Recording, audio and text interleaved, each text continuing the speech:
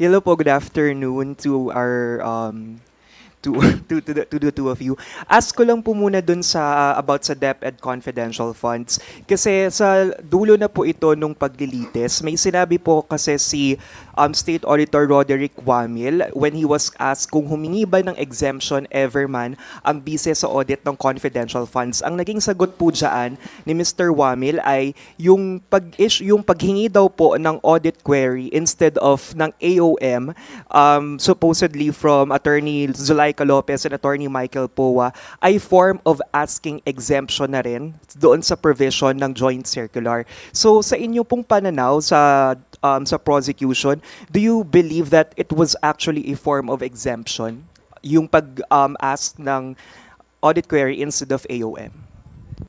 Well, I think what I can say is that, I won't supplant the answer given by the witness. So, let's stick to the answer given by the witness himself. No? Tinanong siya, has the Vice President ever asked for exemption with respect to this audit of the use of confidential funds?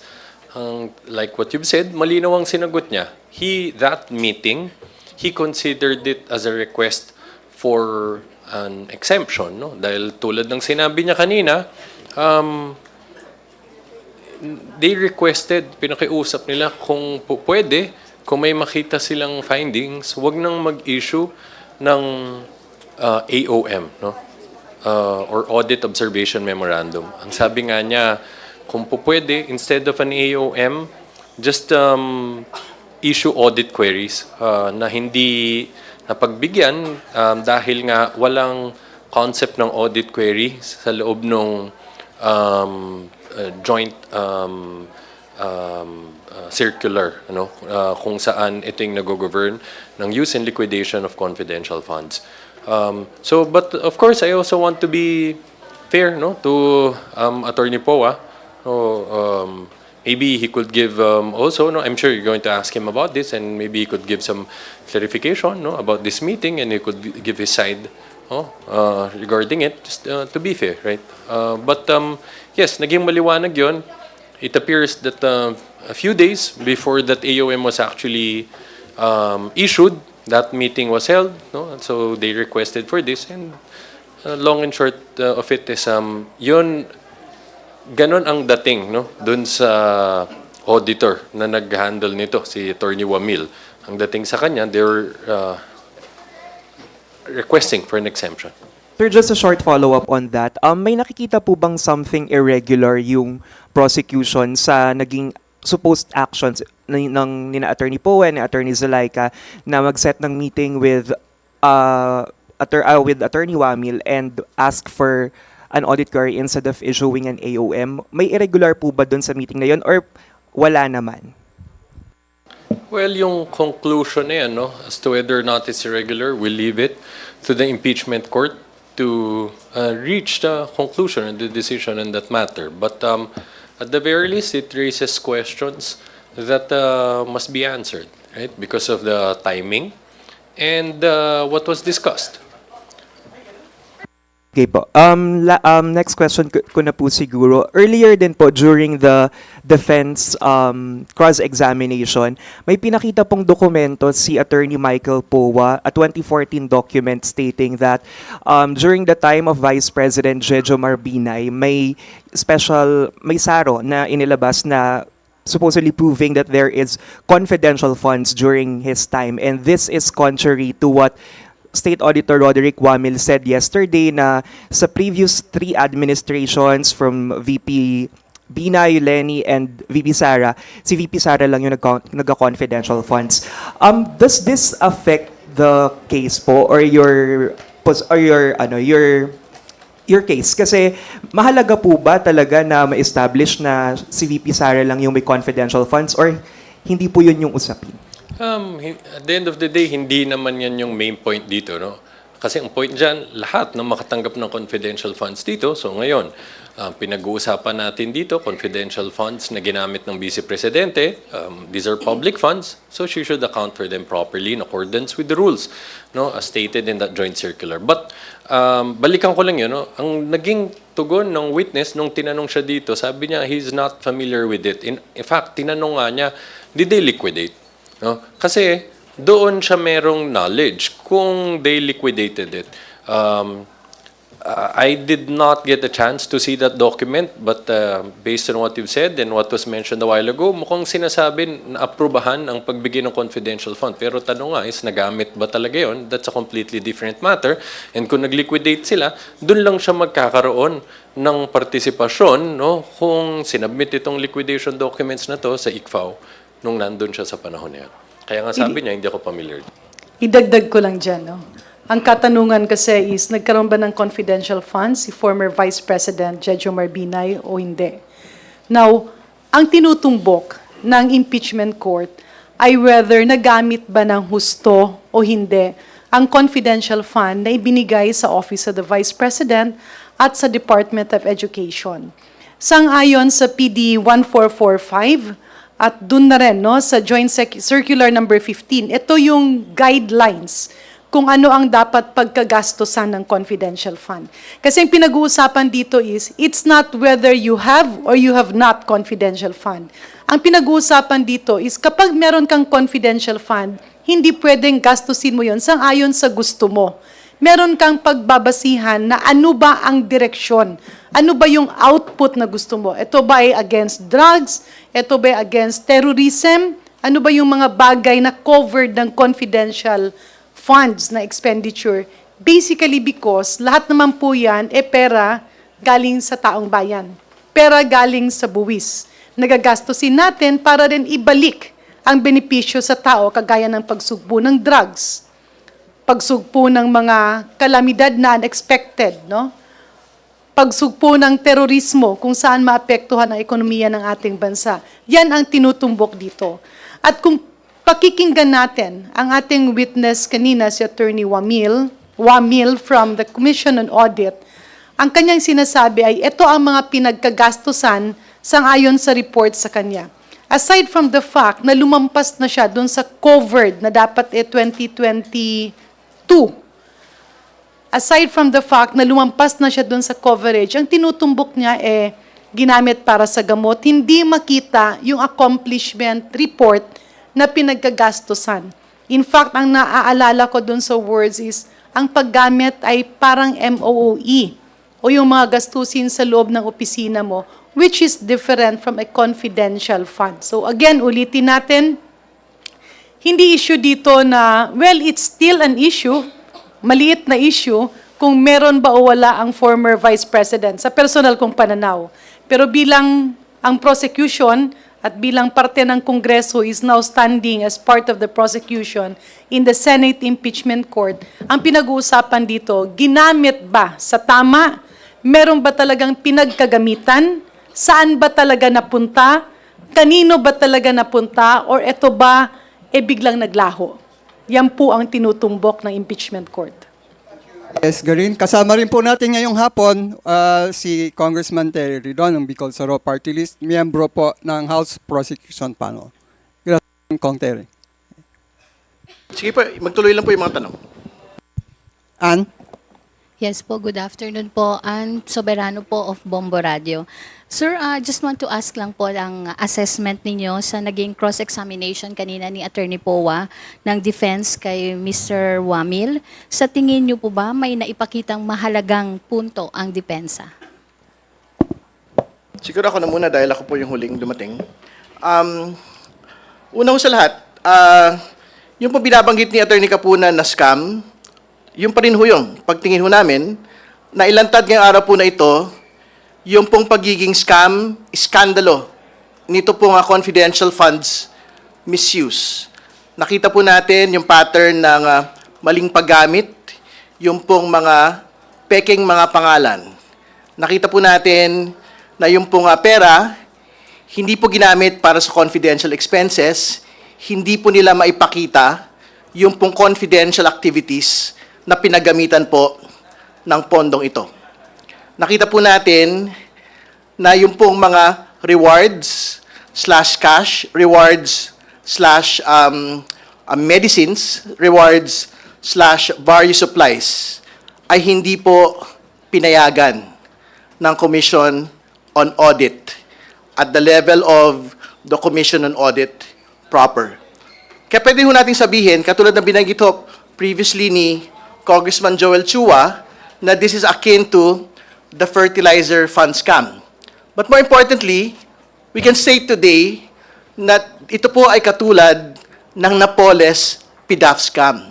Sa Napoles scam, mga kaibigan, na pinag-usapan po natin doon, ghost NGOs, ghost beneficiaries, malalaking pera na hindi ho natin nalaman kung saan po napunta. Ganon po din yung nangyari po dito. Malalaking encashments ng pera, 125 million pesos. Pagkakakilala ho natin kay Mary Grace Piatos, Nova Santos, Milky Sikuya, hanggang sa araw na ito, hindi po liquidated ng maayos yung pong paggamit nito pong mga pondong ito. At ano yung sabi kanina sa pagdinig? Pagka hindi po tama yung liquidation, there is a prima facie view na ito po ay pinera nung pong mga involved po ng mga matataas pong opisyal, head of agency, katulad po ni Pangalawang Pangulong Sara Duterte at yung kanya pong mga kasama sa OVP. So sa dulo-dulo ho, the burden is not on the prosecution at this point. The burden of evidence is already on the defense. Kasi the presumption exists today. And for as long as it is unrebutted, yung pong paliwanag nila, for example, na preliminary lang naman daw yung pong AOM, preliminary lang naman daw po yung notice of disallowance. But we will go to the final point. Meron pong desisyon yung Commission on Audit proper. Pinasosoli na po ang Pangalawang Pangulo at ng kanya pong mga kasama ng 73 million for the 2022 OVP confidential funds. At yung susunod pa ho, yung pong balanse ng 448 million para sa 2023 confidential funds. So tama po si Attorney Kapunan kanina. This is a scam. This is a scam similar to the agricultural fund scam. It is similar to the Napoles scam. At alam po natin yung naging ending doon. May mga nakulong po ron. May mga napanagot po ron. Okay. Han? Okay. No, Haji?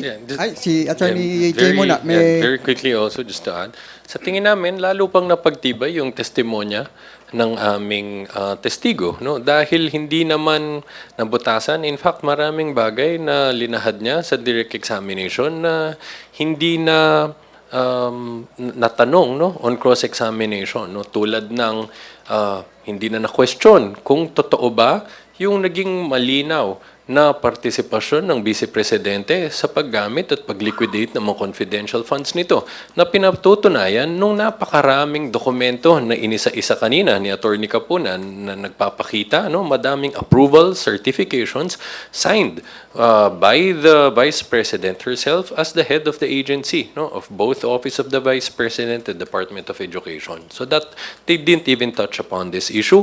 Maliwanag, hindi ito nabutasan. Pangalawa, yung pinakamahalagang tanong dito, tulad nga ng nasaan ang mga resibo to show na nagkaroon talaga ng pagbili ng mga medical supplies, no? Hindi yan, they didn't even touch on this matter, no? Paano nangyari? Within 11 days, inubos yung 125 million pesos. In 11 days, rentals amounting to average of, if I'm not mistaken, around 2 million aggregate per day. No? Nakita naman natin, hindi na yan nausisa pa. No? So, it means the testimony of the witness on this matter stand. All right. Haji, your turn. Good afternoon po, Haji, Brigada News FM. Follow-up lang po doon. Kasi parang may binabanggit kanina si Attorney Powa na, may tanong siya doon sa witness na bawal bang gastusin yung confidential fund sa loob ng 11 araw? And I think parang sumagot po yata na hindi. Yung witness. Tama. I think hindi yun ang issue doon. Hindi naman namin sinabi kahit kailan na bawal gastusin yan ng 11 days. Ang katanungan dyan is, napakita ba ng Vice Presidente, na justify ba niya na kung paano nila inubos itong 125 million pesos just in 11 days no? In a way na consistent dun sa joint circular, no? Kung saan nakapaloob, ano lang yung specific authorized uses, no, of these confidential funds. Yun naman ang tanong doon, no? Paano nyo yun inubos in 11 days? Napakita ba nila, no, na na-liquidate nilang tama, no, na-account nila yan? Paano nila ginamit yung 125 million? As tulad nga ng sinabi kanina, among those expenses, no, 11 days, around, if I'm not mistaken, aggregate of total of 2 million per day, no, for rentals. That's per day. That's not per month, no. That's per day. Yung ano po, it was observed kanina, they did not delve that much or sabi nyo nga kanina hindi na-touch yung sa expenses, yung mga resibo, hindi po na ipaliwanag. But what does it say nung hindi rin po nasama rin sa cross yung mga discrepancies sa petsa? Like for example, yung sa coverage nga po na dapat 2022 pero 2023 yung nakita po sa acknowledgement receipts. Well, I guess because it's very difficult to contest them. The documents speak for themselves. Clear. Hindi lang minsan nangyari, napakadaming beses nangyari. Ang katanungan kasi dyan, no, usually kapag nagkakamali ka ng petsa, ng year to be exact, kailan mo ba nagagawa yan? Doon sa December?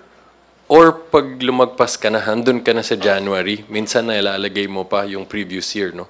Pero dito kasi 2022 supposedly ginamit itong mga to. 2022 supposedly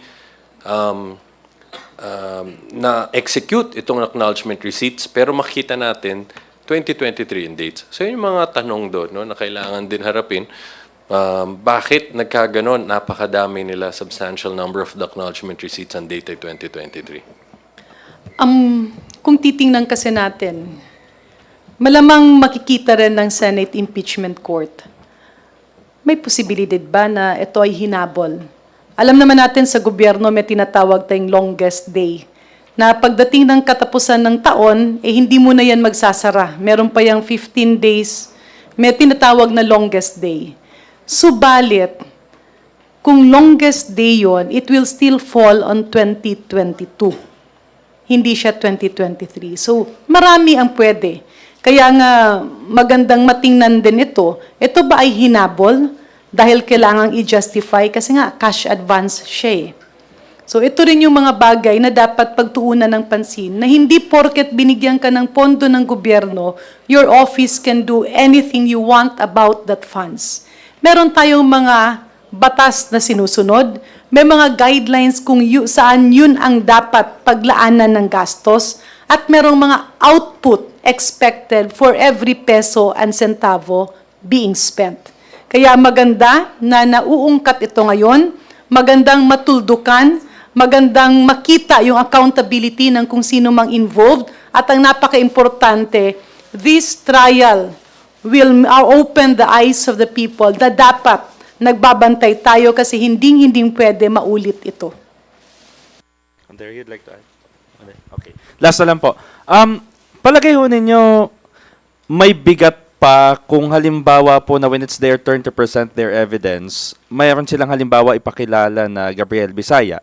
May maipakilala po sila na Miko Harina, Alejandro Piquit, or kung sino man po yung tunay na tao na nasa likod po noon. May bigat pa po ba yun kung makilala yung personality sa likod po noon? Or mas matimbang po ba ngayon yung paraan ng paggastos? Like for example, yung 70,000 po kay Mary Grace Piatos na for medical expenses yung binayad as a reward.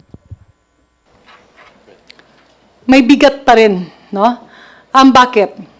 Una, andun na nga yung pinag-uusapan na tama ba ang purpose, no? Gigamit ba siya sa asa siya kinahanglang gamiton? No, example, kung sa isang bayan, may pondo ka para ibili ng bigas at pamigay sa tao. Ngayon, binili mo yan ng toilet paper para gamitin sa sariling banyo ng opisina mo. Tama ba o mali? Siyempre, mali. Pero, pag may iprinisintang tao, mas madudugtungan ang kwento. Kung talaga ba siyang ginamit sa isang bagay na dapat pagkagamitan. And I'm not sure, it might just strengthen the claims of the prosecutors. And to add, Bottom line is kahit na may humarap dyan, tulad nga ng sabi mo, papakilala siya. Siya si Andy Lim. Andy Lim, Pikit, Piatos, Mary Grace Piatos. Let's be specific, Mary Grace Piatos. Sabi niya nakatanggap 70,000 no, for medicines. But tulad ng sinabi ng witness, mahalaga dito, mapakita, since supposedly bumili daw ng medicines, nasan yung official receipts? Nasan yung sales invoice?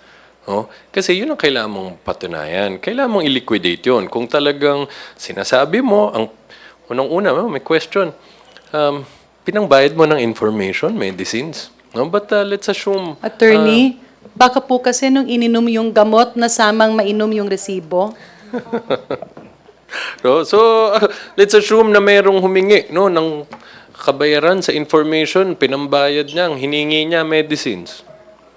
So, but at the end of the day, yun ang importante doon. Patunayan mo no, na talagang meron kang biniling medicine. Hindi mo naman hingin yung OR kay Mary Grace Piatos.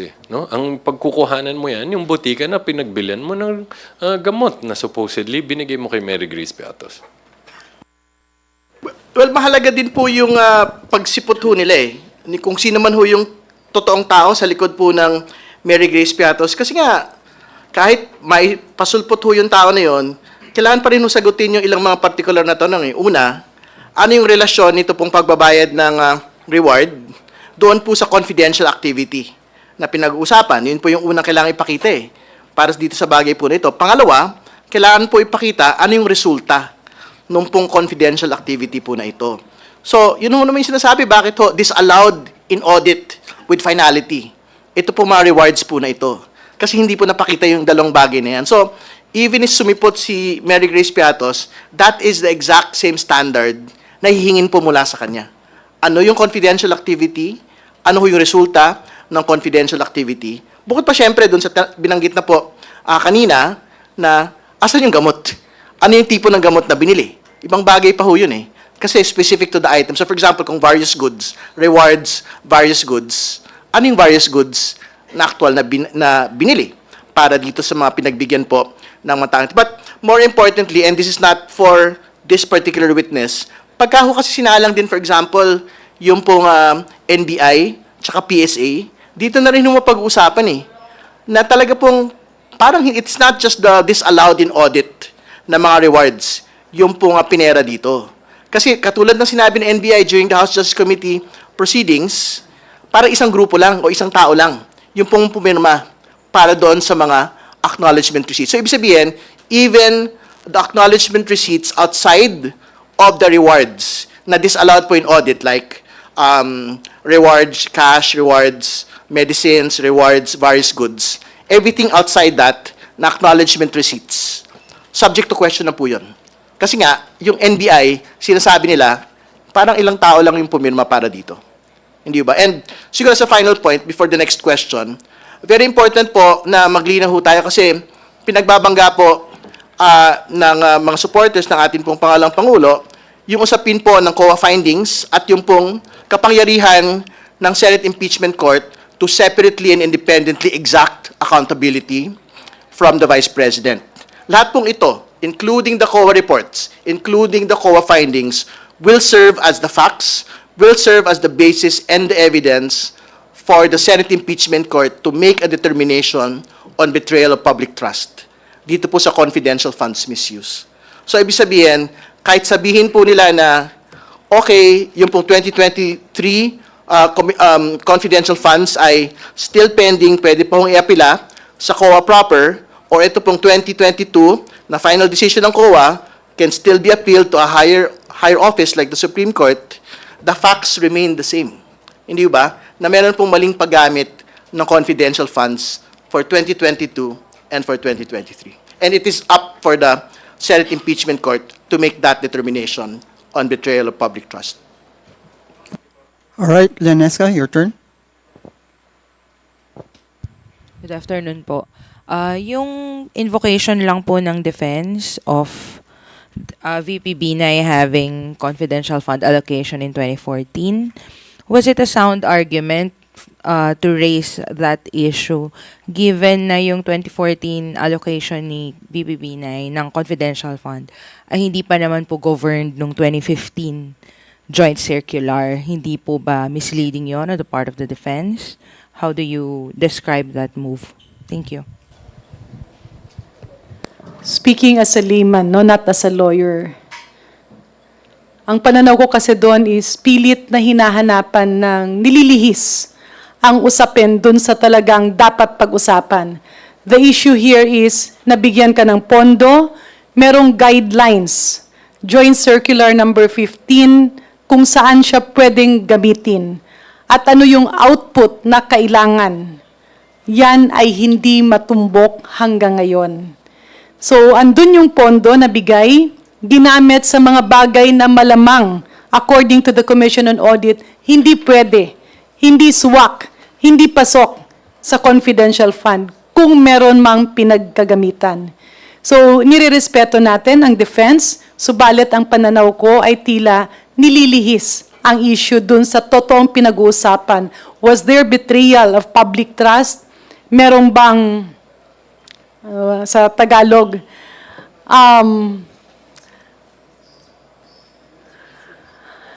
nanggaling kasi ng Iloilo, nakalimutan ko ng mag-Tagalog. No? Pero ibalik natin, bringing it to the point of contention na ipinapasok ang usapin ni Vice President Jejo Marbinay. Again, nililihis yun eh. Kasi ang pinag-uusapan dito, ang accused ay ang ating Vice President. Ang issue dito ay ginamit ba sa tama? May pinaggamitan ba? O talagang wala? O hinabol lang ba ang liquidation ng paggamit nito? Yan ang mga tinutumbok ng prosecution, kaya nila tinatanong ang witness. In fairness to defense, siguro what they were trying to point out is to look for inconsistencies or inaccuracies, no? In some of the answers given by the accused. So, I mean the witness, Attorney Wamil, no? Dahil yesterday, sinabi niya, insofar as he's aware, na-encounter niya, Office of the Vice President, since 2014, ang na-audit niya na confidential funds, ito lang kay VP Sara. So that's why they wanted to confront him with that, no? But again, we'll leave it to the impeachment court. Kung sa tingin nila, yung ganyang klaseng bagay, will it really materially affect the substance of his testimony, no? But unang-una, tulad na nga sabi natin kanina, no? Sabi nga ni Attorney Wamil, nagamit ho ba yung amount na yan at na-liquidate ba yan, no? So, in the first place, did he really give an inaccurate statement? Dahil ang sinabi naman niya, yun lang ang na-audit niya, no? Ang pinakita lang naman kanina, may pondong na-approve, supposedly, no? Again, no one has even authenticated that document yet. But even assuming it's true, that not necessarily contradicts what the witness stated. But at the end of the day, ang pinaka-importante naman dyan, yung meat of the contention is, regardless kung merong past vice presidents na nakatanggap niya ng issue dito, itong confidential fund na wala ng duda na nagkaroon ng vice president at ginamit ba to sa tamang pamamaraan at na liquidate ba to ng tama? Follow-up lang po, sir. Yung yung decision po ng Vice President sa Office of the Vice President to ask for audit findings rather than yung na-issueng audit observation memorandum, is that, would you say that it's already an admission na merong negligence on their part in terms of liquidating the confidential fund? To be exact, first, ang ginamit na words ng witness is audit query. No? Sabi niya, kung meron kayong mga observations, pwede ba audit query na lang issue nyo instead of an AOM? Now, pag tanggap ba to, or is this an admission na meron talaga silang violations?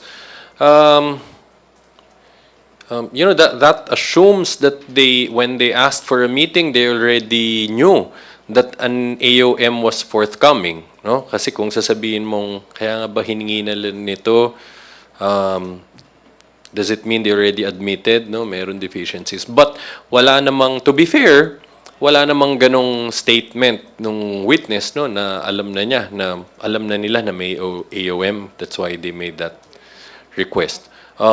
But I guess what's important is, regardless of that request, the COA did not grant that request and they still issued the AOM, no? But ang siguro ang isa lang importante dyan, no, tinanong nila paano ba ano ba yung proseso dito? Paano ba mag-comply? At they were directed to the provisions of the joint circular. And despite this guidance, hindi pa rin sila nakapag-comply. No? In fact, na-issuean sila ng AOM. After na-issue ng AOM, they made the response. Na-issuean pa rin sila notice of suspension.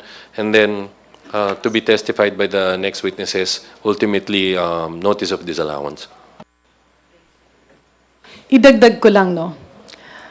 Siguro, of course, we respect, no, the Office of the Vice President and the Defense, dun nga sa pag-request nila ng audit query. But if we look at the process, ano po bang proseso sa gobyerno para sa kaalaman ng lahat?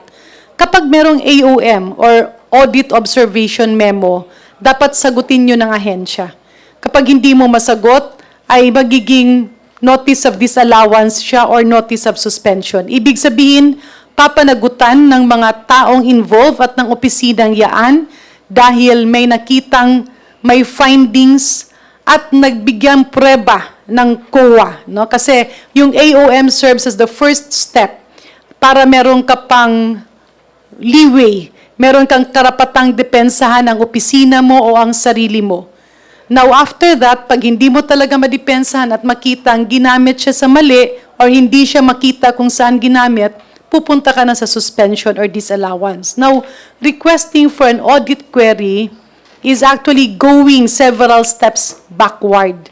Parang either humihingi ng oras or baka pwedeng wag na muna, tarang technically hindi magiging official yung issuance para kapag meron silang isinagot or kulang or walang masagot, ay hindi siya maging disallowance. Now, on that aspect naman, kaya nga meron tayong Commission on Audit because this is the taxpayers' money being entrusted.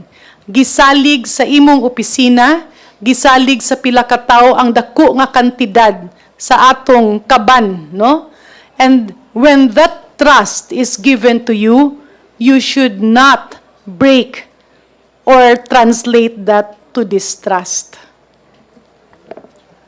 Siguro, to answer the point on the audit query request, no? Kailangan nating ipaliwanag na medyo makapalimuka ng mga involved doon sa OVP. Sino ba yung mga yon? OVP at Department of Education to even ask an audit query from the Commission on Audit. Kasi hindi ba poder ho nila yun? Trabaho nila yun eh. To actually issue audit observation memoranda or audit query memoranda. Ibig sabihin, ang Commission on Audit po yung mapagpasya kung alin po yung tipo ng mga memoranda yung i-issue ng Commission on Audit sa iba't iba pong mga opisina. It is not subject to a request. It is not subject to a favor by any other agency. Ibig sabihin, kung ano man ho yung lumapag na audit observation or audit document, kailangan pong tanggapin ng opisina yon. So, ibig sabihin, wala po sa lugar para magkaroon ng pagpupulong at makiusap at magsabi na imbis na AOM ang i-issue, audit query na lang po ang i-issue. Hindi ho ba? Hindi ho ba yan pong mga ganyan tipo yung kinaiinisan ng atin pong mga kababayan? Yung pong huli pero hindi kulong. Hindi ho ba? Yan po yung exact situation po rito. They knew that an audit observation was forthcoming. Pero let's have a meeting, baka pwede naman, audit query na lang. Kasi yung audit query po, from the name itself, ibig sabihin, it is preparatory to an audit observation memoranda. Ibig sabihin, wala pa ho tayong actual observations ng maling paggamit, irregular po na paggamit. So, the meeting itself is actually irregular. Katulad ng sinabi ko kanina, it is improper makapal yung mukha nung pong mga tao na nag-request po nito. It is Zulaika Lopez, and with respect to the Defense Counsel, Attorney Powa, representing the Department of Education, it was improper. It should not have happened. Sir, I think that is what they wanted to do. They tried to influence the agency instead of issuing an audit observation memoranda for both the OVP and the Department of Education. They wanted a slap on the wrist. An audit query memoranda lang po. Sir, regarding that line, that issue pa rin, no, sir? Kasi last March, if I recall correctly, tinitignan ko yung article, kayo yung nag-raise nung issue na may dalawang abogado si VP Sara, Attorney Powa and Attorney Monsayak, na may potential na maging witness kung magkakaroon ng impeachment trial. Lumitaw ba yung issue na to ngayon? Dahil yung mismo nag cross-examine, yun yung abogado na kasama dun sa OVP. DepEd. Well, only specific to that point, syempre, there's a little bit of concern relating to that. Pero we have to discuss with the panel if there are like continuing issues relating to that po. Kasi, but you are correct. Though, parang it felt a bit awkward that we are talking about the same person, subject of the query, and also the same person is subjecting the person to a cross. Sir, do you think nag-a-apply pa rin yung theory ng iba na meron kasing mga nagsasabi na kaya raw tinap as lawyers previously si Attorney Monsayak, tas ngayon si Attorney Powa, is because they want to prevent a cross-examination or a direct examination of the said lawyer? Well, to be fair to Attorney Powa naman po, we will hold him to his commitment that in the event that he is sought as witness by the prosecution, he will state his truth, no? So, and subject himself to direct and cross-examination. So, we still hold him to that commitment, and he still has our respect as a part of the defense panel. Sir, I'll jump forward. Is there a plan to call him to the witness stand regarding this issue or maybe any other issue in the future? We will have to decide. I cannot make a commitment today. All right. Thank you, Gab. Isa, your turn. Good afternoon po. Samantalahin ko lang po na nandito si DS Janet Garin. Kasi yesterday po, kung di po ako nagkakamali, nagkaroon po ng rigodon sa mga chairmanship and meron din po deputy speaker na nawala, si Congresswoman Christine Mihan Singson. And nililink po kasi doon yung pong hindi nila pagsuporta or hindi pagboto po sa impeachment complaint or case versus Vice President Sara Duterte. Pakilinaw na lang din po, DS. Thank you po. Yung mga ganong bagay ay desisyon ng bawat partido. Kaya makikita mo na bawat partido may allocation ng kanilang mga komitiba at leadership position. At bawat partido ay nagkakaroon ng changes sa kanilang mga representation every now and then. Pero masasabi niyo po na wala siyang kinalaman sa impeachment? May kinalaman po ba? Ano po yung katotohanan? I really cannot comment na may kinalaman at hindi kung hindi siya miyembro ng Partido Lakas. But in the case of Lakas, CMD, meron kami mga miyembro dati na pinalitan dahil merong mga sharing ng kanilang obligasyon. All right. Any other questions? Yung iba pala, lumipat ng ibang partido. So pag lumipat ka ng ibang partido, syempre hindi mo bit-bit ang iyong posisyon. All right. Any other questions related to the impeachment? Siguro kung wala na, let's give our parting word from DS Garin. Anong asahan natin? Anong nais nating iwanan sa ating mga kababayan ngayong araw na ito? Umuulan, bumabagyo ang mga impormasyong ating natatanggap. Pero kagaya ng lahat ng ulan at bagyo, meron ding katapusan ito. And at the end, magkakaroon ng rainbow. Lalabas ang katotohanan, magkakaroon ng accountability. Maraming salamat. On that note, maraming salamat kay Congressman Terry Ridon, DS Garin, and Attorney Jay. Salamat din sa ating mga kaibigan sa media at mga kababayan na patuloy na sumusubaybay sa trial ni Vice President Sara Duterte sa kanyang impeachment. Magandang hapon po sa ating lahat.